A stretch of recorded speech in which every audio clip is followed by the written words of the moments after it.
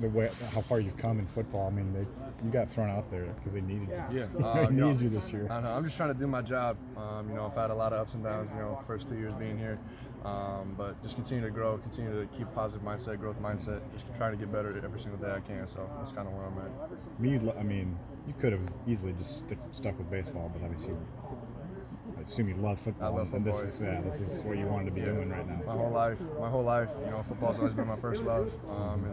A lot of people, always tell me, you should just play baseball, with all the injuries and stuff. But, this is what I want to do. I love football. I love going out there playing with my guys, and there's nothing like running out in front of 70,000 fans and playing. So you don't really get that for baseball. So it's kind of nice. And I love football, like you said. So that's just what I want to do.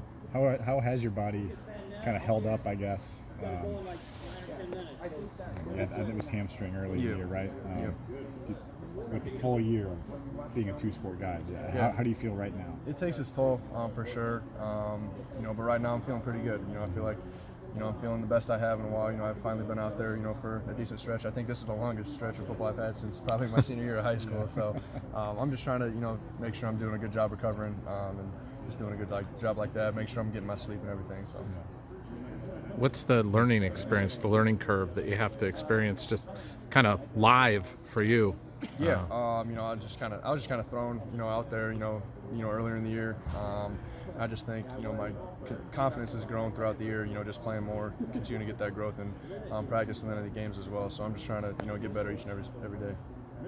What's the challenge of what do we not understand or anybody else understand about playing wide receiver and how good you have to be at certain fundamentals in order to be able to succeed on the field?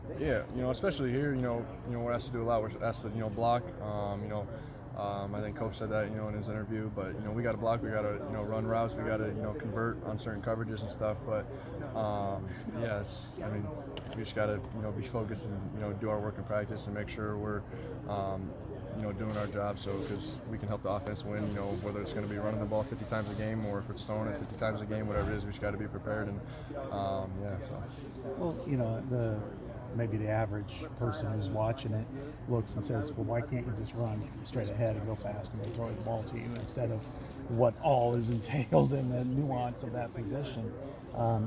What did it take for you to go from just starting to warm up and trying to really get into fall camp to actually being able to contribute on the field? Or is there anything specific that you had to really dig into to get there? I think it's just learning, the pace of this game. It's a lot faster. The DBs are a lot better. In high school I wouldn't get, pressed a lot. I was kind of bigger and stronger and faster than all those guys. So just kind of getting, adjusted to the speed of the game, the size of the, DBs. And I think I realized that, my first, fall camp and then throughout this whole year in these first few weeks is, it's just, the competition is just a lot better and the game just goes by.